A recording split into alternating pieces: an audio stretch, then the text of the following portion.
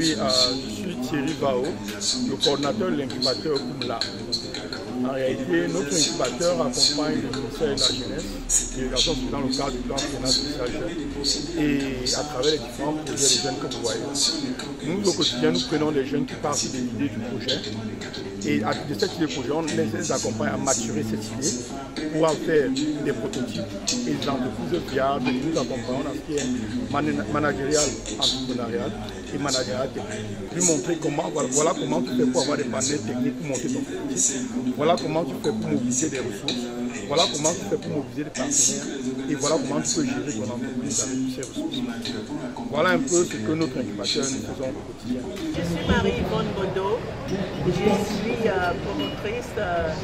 je suis promotrice d'un jeu ludo-éducatif dénommé Zen.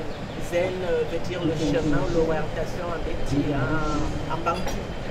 Et dans ce projet où j'ai travaillé depuis 15 ans, je voudrais faire une complémentarité à l'éducation parce que j'ai beaucoup travaillé avec les enfants dans les émissions pour enfants.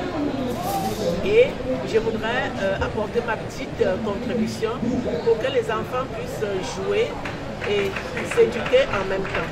C'est pour ça que ce jeu intègre les programmes scolaires de tous les niveaux, de la CIL en terminale.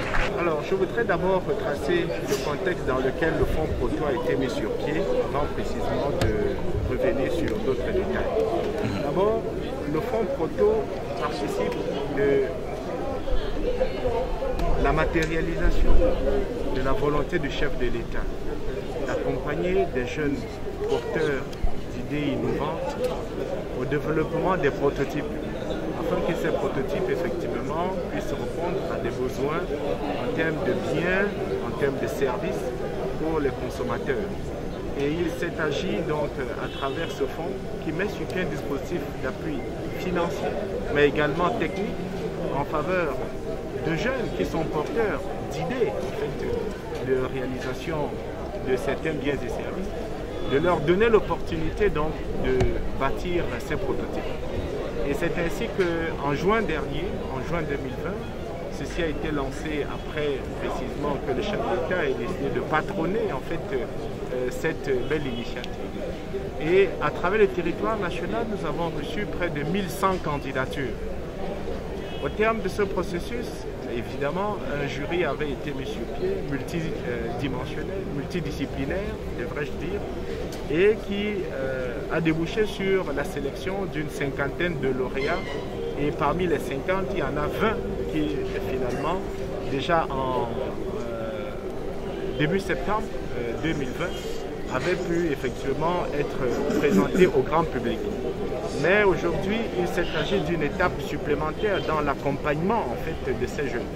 Et c'est ainsi qu'avec le ministre de la Jeunesse et de l'Éducation civique, dans le cadre du plan triennal spécial jeunes, on a pu mobiliser 48 millions supplémentaires.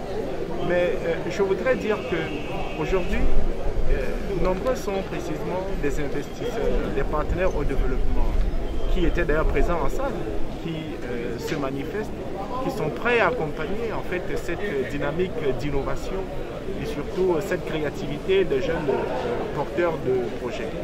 Et je pense que les jeunes également qui ont été primés, c'est non seulement la démonstration de ce qu'ils sont véritablement les fantassins de cette vision du chef de l'État dans la réalisation en fait de prototypes en termes de biens et services nouveaux, innovants, pour permettre en fait que des PME nouvelles, des micro-PME qui sont porteuses de projets et surtout de biens et services nouveaux puissent en fait développer leurs projets, mais surtout être accompagnés dès leur phase d'amorçage. C'est donc dans ce contexte que aujourd'hui, nous avons pu organiser cet événement et je pense que pour ce qui est de l'appel à proposition pour 2021, on va bientôt le lancer parce qu'on a remarqué un grand engouement à travers le territoire national, à travers tous les incubateurs d'entreprises,